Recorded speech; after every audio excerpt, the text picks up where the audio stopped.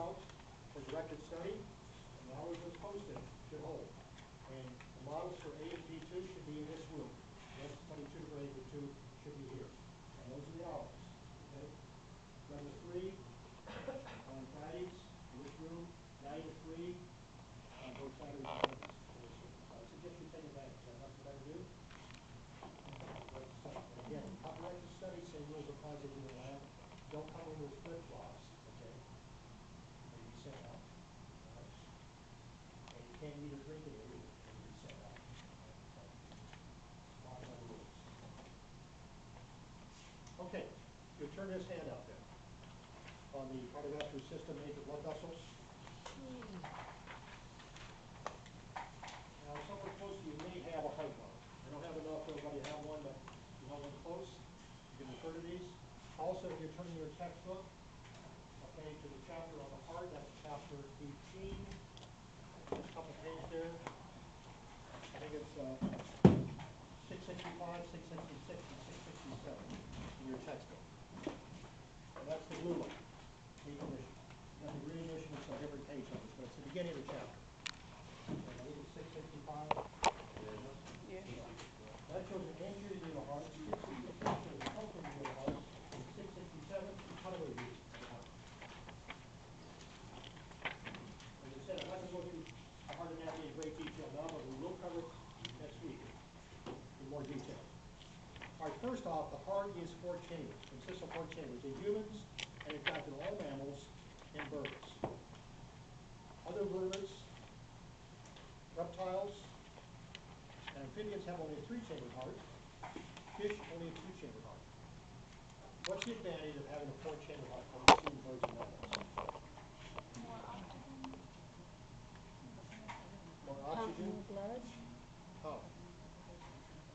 More power, more pumping power. More power? No.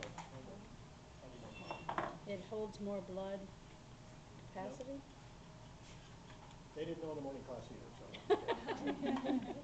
All right. Your heart is divided right and left side.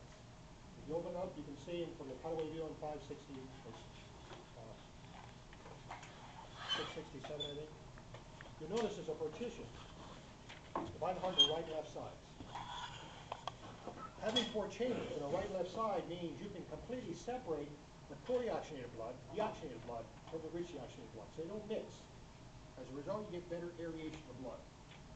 So the whole point, of course, is to get the oxygen into the blood, carried, attached to hemoglobin in our red blood cells. So the right side of the heart picks up blood returning from the body in a low oxygen state. It then pumps the blood out to the lungs where it picks up oxygen, gives off carbon dioxide, and comes back to the left side. So left side has highly oxygenated blood, which it pumps out to the rest of the body and back to the right side. So heart is sometimes described as a double pump. The right side is associated with a pulmonary circuit, collected from the body, sent out to lungs and back. And the left side is associated with a systemic circuit, pumping it from the heart out to the rest of the body and back to the heart. Okay, so having those 4 chambers allows basically, or enables you to keep the oxygenated blood separate from the deoxygenated blood. So you're not mixing the 2 types of blood. Okay? We only see it in mammals, which of course humans are, and in birds. Reptiles only have 1 ventricle, and there's mixing of the oxygen and deoxygenated blood, and fish have only 2 chambers. All right. Now the chambers themselves. The anterior chambers, or superior chambers, I should say, which are relatively thin-walled, are collecting chambers. These are called atria. The singular is atrium. You have a right atrium and a left atrium. And in both cases, they are receiving blood returning to the heart. You'll notice in the models, they're relatively thin-walled. They don't have to push the blood very far. They're only sending it in to an adjacent chamber on the same side of the heart called a ventricle. It's the ventricles that are very muscular, very thick-walled, because they have to actually push the blood or pump the blood from the heart. So atria receiving chambers, the ventricles are the muscular pumping chambers that send the blood out from the heart. So they're very thick-walled. Now, if you remember, one thing I'm going to ask you to do, is to trace the normal pathway of blood through the heart.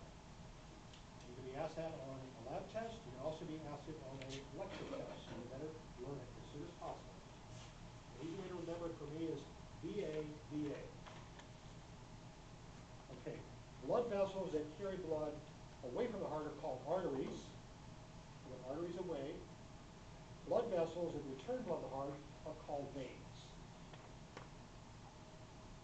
The normal pathway is VA. The first V stands for veins. Veins are blood vessels returning blood to the heart. A, the first A stands for atrium. The blood is coming from a vein into an atrium. The second V is ventricle. And the last A is artery. Okay, so blood comes in via a vein into the atria. From there it goes to a ventricle, and then it goes out from the ventricle via an artery. So veins to atria, to ventricles, to arteries.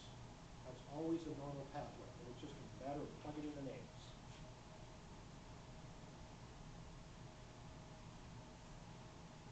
Okay, if you look on your handout here, okay, number 4 says identify the right and left atrium.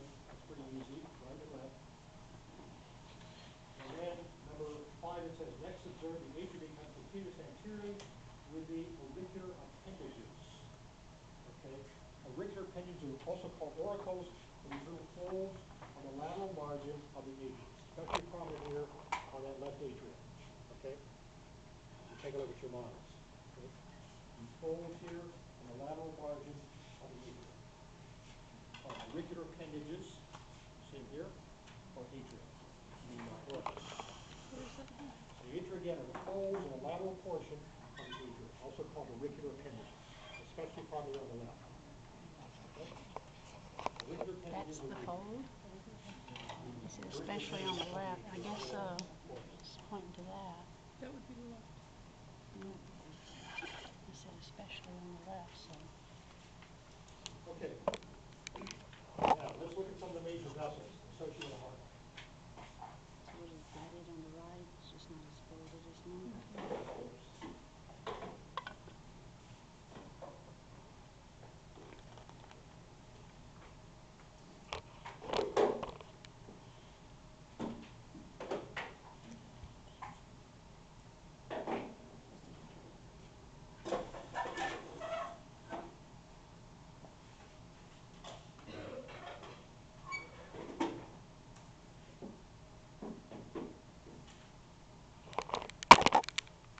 Okay.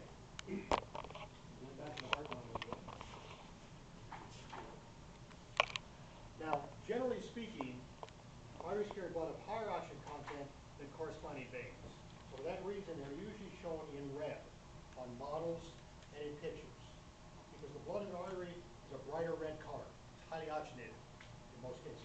The veins are usually shown in blue because the blood is a darker red. They appear kind of blue or purple. If you look, if your skin is fairly light, you can see, especially close to the surface, like in the wrist or in the backs of the hands, you see those blue vessels? Those are veins. Arteries are usually deeper in the tissue, better protected, so you seldom see them on the surface of the skin. But generally speaking, arteries carry blood of higher oxygen content than corresponding veins. And there are some exceptions we'll go through in just a minute. Again, arteries usually in red, veins usually in blue. Now think what an artery does. An artery always carries blood away from the heart and supplies capillaries. Veins always drain those capillaries and return blood to the heart. All right, there are 3 major veins that carry blood into the right atrium. Now remember, the right side of the heart is receiving blood that's returned from the body in a very low oxygen state. So the right side of the heart is dealing with deoxygenated blood. It's going to push that blood out to the lungs, pick up oxygen, give off carbon dioxide, bring it back to the left side. All right, the 3 major veins bringing blood into the right atrium are this one here, which is called the superior vena cava. And remember, in anatomy, superior doesn't mean best, it just means above or closer to the head or anterior region. This is the superior vena cava. It's draining blood from the head, the neck, the shoulders, the arms. In other words, the upper part of the body.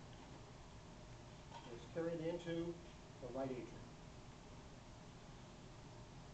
Now, the second major vein that is draining into the right atrium is the inferior vena cava. And it's roughly in a straight line with the superior vena cava. Again, inferior anatomy means not less, okay? It means lower, okay? Closer to the posterior end, this goes closer to the feet. That's draining the lower part of the body, okay? Much of the trunk, the legs, and so on. So those are two major veins carrying blood from the body in a low oxygen state into the right atrium. There's a third vein, which we see right here, running across especially the backside of the heart. It's called a coronary sinus. The heart itself has such a thick wall that it needs its own circulatory system. It simply can't get enough oxygen and nutrients from the blood passing through the chambers. And that's why we've got blood vessels here running through the heart wall itself. The red ones are arteries, called coronary arteries, and the blue ones are veins, called cardiac veins. Sometimes a person says, well, they had a coronary. Okay, usually means there was a problem here. They had a blockage of a coronary artery. What that does, of course, shut off blood flow to the muscle and cause the death of that muscle. Okay, the coronary sinus, though, is a major vein that actually drains blood from the heart itself, heart wall itself, again into the right atrium. On these models, if you open it up and look, on the medial wall of the right atrium, there's a little blue spot. That represents the opening of the coronary sinus into the right atrium. You see it? Look inside here on the wall, medial part. Little blue spot there. That represents the opening of the coronary sinus. So again, that's drainage of blood from the heart wall itself into the right atrium. So the two major veins carrying blood into the right atrium, draining from above, superior vena cava, from below the inferior vena cava, and from the heart wall itself, coronary sinus, all into the right atrium. Okay. Blood then goes from the right atrium into the right ventricle, into the very muscular chamber. That ventricle contracts, and it shoots the blood out through this artery. Now notice the artery is in blue. This is called the pulmonary trunk. And it splits into these blue veins, blue vessels here, which are called pulmonary arteries. Artery, it's carrying blood away from the heart, but it's blue because, remember, right side of the heart has deoxygenated blood. This blood just returned to the body, very low oxygen content. And when it gets out of the lungs, then, of course, it's picking up oxygen, comes back by these red vessels, which are the pulmonary veins. So here's an exception. In this case, the veins are carrying blood of higher oxygen content than the corresponding arteries. Understand, when you look at the models of the lung, the blue vessels in there are arteries, and the red ones are veins. So be careful. So the pulmonary circuit, it's actually the veins carrying blood of higher oxygen content than the corresponding arteries. An exception to the rule. The general rule that arteries carry blood of higher oxygen content than the corresponding veins. Okay. All right, so the blood then comes back by the pulmonary veins and comes into the left side of the heart, again into an atrium, and be the left atrium. And from the left atrium, it passes into the left ventricle. That's that big, thick, muscular chamber. That contracts and shoots it out through this artery here, this big red one. That's the aorta. I'm sure you've heard of the aorta. That is the major artery in the body, the largest. Okay? Sometimes a person has an aneurysm. Aneurysm is a weakening of the wall of the vessel, usually an artery. It's in the aorta, you're in trouble. They don't repair that surgically, and that blows out. You can die within a matter of minutes. You just have massive internal hemorrhage. This carries blood at very high pressure, and of course a great volume of blood, too. That's coming right out of the left ventricle. This part here is the aorta? This is big- the aorta. No, this thing right here is the aorta. This. Inside. Oh, Red. that's the aorta? Yep, that's the aorta. Turn to the next page of your handout. Another torso model. Talks about the aorta. There's three parts of the aorta. Now, it's all the same vessel, but it'll have different names depending on where it is. Like the streets around here. You go to the intersection, Shoots it from on the here. right side, Oh, name is one, and you cross cross the intersection on the side, it's got another name. Right? Well, same road, but a different name. All right, same with some of these vessels. All right, this is all aorta, but and it's going toward the head, at least the blood flow is, that's called the ascending aorta. This is ascending aorta, the very first part. Ascending aorta. That's on your handout there. Okay. Then notice it loops over to the left side, and this is called the aortic arch. It forms an arch. Aortic arch. Okay, so ascending aorta, coming out left ventricle, looping over the left, that's the aortic arch. And all mammals, normal mammals, it loops to the left, and birds it loops to the right. Not that you care. They all have an aortic arch. Okay? And then it drops down toward the feet. There's the blood flow. That's called the descending aorta. Again, descending aorta, coming out of the ventricle, left ventricle, looping over to form an arch, aortic arch, and then dropping down toward the feet, descending aorta. You can also see it in these models here. Hardly fit right in here. Okay. Here's the ascending aorta. Here's the aortic arch. And then it descends. You can see it roughly runs right along the midline of the body. You see the red vessel here. Question? Could you show us that again? We couldn't see from the back. And again, comes out here, ascending aorta. This is the aortic arch, and then it descends. Runs roughly along the midline of the body. That's the descending aorta. Now, when it runs through the thoracic cavity, the chest cavity, it's also known as the thoracic aorta. Once it penetrates the diaphragm, goes to the abdominal cavity, then it's called the abdominal aorta. It's all the same vessel, just different regions. Okay? Ascending aorta, aortic arch, descending aorta. So in the thoracic cavity, it's also known as the thoracic aorta and the abdominal aorta. Again, that's on your sheet. Okay? One, two, three, fifth paragraph. Whereabouts is the aorta valve? Pardon me? Whereabouts is the aorta valve? We'll cover those later, next week. Okay, those are semi-lunar valves, but let's not muddy the water yet, okay? I'll go through that in great detail. We'll talk about the bicuspid valve, we'll talk about the semi-lunar valves and the pulmonary trunk and also the aorta, all right? So don't worry about that now. Okay. Okay, I already mentioned the pulmonary trunk. Again, here's the pulmonary trunk. This is carrying blood out of the right ventricle. It's close to the pulmonary arteries, which are the blue here, carrying blood from the right side of the heart out to the lungs, the oxygenated blood, that's why it's in blue, coming back by the pulmonary veins, which are red, highly oxygenated, and goes into the left atrium. Okay, and from there goes to the left ventricle and out the aorta. Okay, that's the circulation to the heart. VAVA, right atrium, or the veins, superior vena cava, inferior vena cava, coronary sinus. A, right atrium. Second V, okay, right ventricle, okay, then out through the pulmonary trunk, A, artery. Then it comes back by veins from the lungs, pulmonary veins, V, into A, the left atrium, then the second V, left ventricle, then out the aorta, second A, VAVA. Okay, pulmonary veins, left atrium, left ventricle, aorta, VAVA. Okay. And this red spot you were looking at here, that's the entrance of the right pulmonary veins. And here are the entrance for the left pulmonary veins. These two little spots. The little ones? Okay. I'll tell you right now, the only blood coming into the right, or excuse me, the left atrium is via the pulmonary veins. So if I ask you to trace blood and I give you a vein on the left side of the body, like let's say the left brachiocephalic vein, don't take it into the left side of the heart. All the blood returning to the heart from the body has to first go through the right side, then to the lungs, then back to the left side and out. So the left side is only receiving blood from the lungs via the pulmonary veins. And I'll say that now, and there'll be one or two people who will take it to the left side and get everything reversed. Okay? Think logically what's happening. You're collecting blood from the body, low oxygen content. Send out the lungs, pick up oxygen, bring it back to the heart, and pump it out high oxygen content. Okay? That's all that.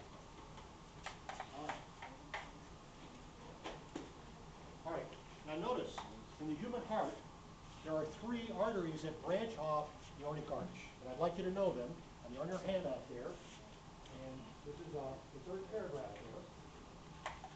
The first artery on the right-hand side that branches off the aortic arch is called the brachiocephalic artery. It's this one right here. Okay, brachiocephalic artery. That's well named because brachia refers to appendage, in this case our arms. Cephalic refers to what? Head. This artery very quickly branches. You can't see it on the model, but it branches into 2 other arteries. One supplies the right arm, and that's our right subclavian artery. And the other one coming off the brachiocephalic artery supplies the right side of the neck and head, and that's called the right common carotid artery. Okay? We'll get up here and talk about when we get up here. We haven't done this second Okay, one. here's the aortic arch. This is the brachiocephalic artery, the red one, not the blue. And then it goes out to the side here as the right subclavian artery, and up the right side of the neck and in the head as the right common carotid artery. And be careful. I will ask you to be specific when you identify these. Don't say carotid, all right? There'll be a big red line through it, okay? Any vessel that is paired, you must indicate, is it right? Is it left? Is it superior? Is it inferior? Is it common? Is it external? Is it internal? On the carotid arteries, we got a right and a left. And we got a right and left common, we got a right and left external, we got a right and left internal. Oh, Got to wow. be specific. All right, so. Wow. Wait, can you point out that Three artery again. Right, the 3 again are the brachiocephalic artery. We haven't finished all 3. I'm jumping a little ahead. Okay, so it's the brachiocephalic artery. That will split into the right subclavian artery, runs over here, the red one, and supplies the right forelimb. The right what? Forelimb, arm. Okay? Where is that on the? And the second one here is, there are the sheet. You look under the 4th paragraph. Right common carotid artery, right subclavian. They're going to come off the brachiocephalic artery. Okay. The second major branch off the aortic arch, the middle one, is the left common carotid artery. And it runs along the left side of the neck and head and supplies the neck on the left side and the head on the left side. Left common carotid artery.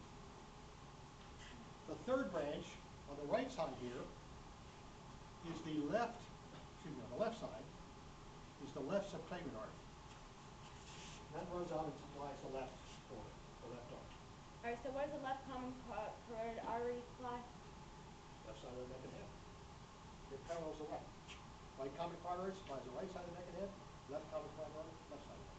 Subclavian supply the arm. Right subclavian, right arm. Left subclavian artery, left arm. But if you were putting this at the test, we would say it's the left. Is it? Depends on which one I'm pointing to. I mean, Which this, one? For instance, this model, the second one. If it's the one on the left here, left subclavian artery. It's the middle one, it's the left common carotid artery. If it's the one on the right, it's brachiocephalic artery. You're right. The heart's right. The heart's right. Okay? All right, that's the way it's sitting in the chest. Now, when you're looking at it this way, everything's going to be reversed, right? So this is the If on the exam you're kind of doing this, right? I'll know what you're doing. You're trying to get right or left. I'll expect you to do that. I don't care about the dance, but I want it to see. I don't say when you knew what I meant. I don't know how many times I've heard that. No, if you don't write it on the paper, I don't know what you meant. And be specific. Okay, now it's subclavian, don't just say subclavian. Subclavian what? Artery, vein, right, left. Okay? You must be specific. Okay? Otherwise, I'm going to waste a lot of red ink. All right? Waste a lot of points. All right? All right. Everybody clear on that? Okay. And if you drop down into the last paragraph, we already talked about superior and inferior vena cava. We talked about thoracic and abdominal aorta. The very last paragraph here, under dorsal model, just above leg model, it says brachiocephalic veins. All right, the brachiocephalic veins, there are 2 of these. So you can see brachiocephalic artery, because there's only one, you don't have to specify left and right. There are 2 brachiocephalic veins, and that's right here. Okay? Sort of like a Y. These sort of make up like the arms of a Y. Here's the superior vena cava. Of course, the heart would sit right here. That's the superior vena cava, bringing blood, returning from the body, the upper part, into the right atrium.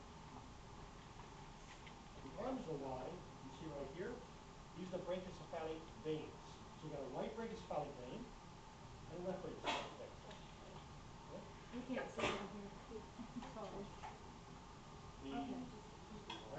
sphenic vein and left right sphenic vein. And they're the ones that go. Well, they're coming like this. Remember, veins are returning blood. Arteries carrying blood away, veins are returning. Actually, the blood can't be this way. All right? And then blood flowing into the right sphenic veins are the subclavian veins, which roughly parallel the subclavian arteries. So this would be the right subclavian vein. This is the left subclavian vein. What are they carrying? They're carrying blood into the brachiocephalic veins, which go into the superior vena cava, into right atrium. So guess what? I'm going to ask you to trace blood through these vessels. Okay? So, Also, we have a prominent pair of veins right here in the neck, probably on the north arrow, with jugular veins. We got two pairs of jugulars. These are the internal jugular veins. So this would be the right internal jugular vein, draining the right side of the head and neck. And here is the left internal jugular vein, draining the left side of the neck and head. And jugular should be easy to remember. You got something by the jugular, what does that mean? They're in your control. You've got it by the neck, all right? So these are jugular. But also, external jugular veins, which you don't see on this model, which you will see on the pigs, for example, and some of these other models. But again, be specific. Left, right. Okay, superior, common. And I say that on the carotid arteries because you look at the skull, bottom over here. This, of course, is the lower part of the skull. This is the vertebral column, inferior vertebra. Of course, these are cervical vertebra. Remember when you study the vertebra, you're asked to identify cervical, thoracic, lumbar, and so on. Okay? I don't know what your instructor did. Did they say that like little faces? Okay? Like the cervical ones were sort of like the fox, like a Disney fox. Okay? And the thoracic ones were like a giraffe face. The lumbar were like what? A moose. All right. Whatever. I assume you know them anyway. But there's something very important. A classical feature of the cervical vertebra, regardless of what face it is or is not, they're the only vertebra that have a hole or foramen in their transverse process. Okay? And through that foramen runs a very important vessel on either side. These are called the vertebral arteries, and that's a major blood supply to the brain. The other major blood supply, of course, are the carotid arteries, which are left and right, and this represents the common carotid artery, and it gives off two major branches. One supplies the outer part of the head, and this is called the external carotid, that be left because it's left side, and the other one goes up and supplies the brain, and that's a right internal carotid artery. yeah. It's on the head model list on page On your list, it's on your 3. list. Okay. Even though I don't know what they said. All right, on the legs. You see there are a pair of legs back there. You already know the muscles. You're expert on that. Okay? Now you need to become expert on the major arteries. We're not doing any veins on these. And they're all shown in red. And notice, conveniently, they're labeled for you. The number. Right? Unless the numbers didn't run off. Okay? You've got a pair of common iliac arteries, one for each length. And these branch off the abdominal aorta, which we can't see here. And then branched off that will be a pair of internal iliac arteries. It's about on page 2 in your handout. And a pair of external iliac arteries will be continuation of the common iliacs. Then it gives off a vessel called the deep femoral or femoral artery. This will be in the thigh region. And then it continues on as the femoral artery. Again, one in each leg. And then they continue on to the popliteal artery. What's the popliteal region of the body? Behind the knee, okay? So actually, your arteries there, and I'll let you show you individually because I can't show you from a distance, okay? The femoral artery becomes the popliteal. It runs behind the knee, continues the popliteal down into the calf region here, and then gives off several branches. The anterior tubular artery, which you can see is numbered. The posterior tubular artery, which is also numbered. And the fibular artery, which is also numbered. Those are easy to see on those models.